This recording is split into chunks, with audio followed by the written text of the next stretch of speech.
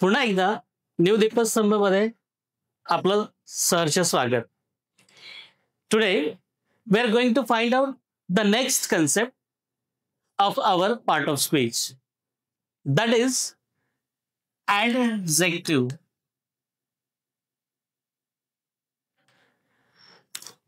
I have bifurcated this word into three parts. The first part is add, that add, A-double-D, add, or we can say additional. Additional means what? Everybody knows. Additional means अधिकचा ची चे. मग अधिकचा ची चे कोणाविषयी तर subject विषयी. Who will be the subject? The second word is here and that is subject. Subject म्हणजे वाक्याचा कर्ता. सब्जेक्ट म्हणजे विषय नाही बरं का. सब्जेक्ट म्हणजे कर्ता. विषयच नाही, फक्त कर्ता.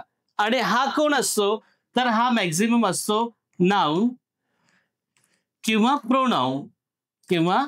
प्रोनाउन. आणि हा जो IVE आहे, हा IVE हा सफिक्स आहे, हा प्रत्यय आहे. हा प्रत्यय हा शब्द पूर्ण करण्यासाठी आलेला आहे, एवढंच आपण लक्षात घेऊया. हा ॲडिशनल कुणाविषयी? ॲडिशनल नाउन विषयी किंवा प्रोनाउन विषयी अधिकची माहिती देणारा जो शब्द असतो त्याला आपण ॲडजेक्टिव्ह म्हणावा. For example BEAUTIFUL, beautiful. Okay, beautiful flower, FLOWER. Flower is a noun.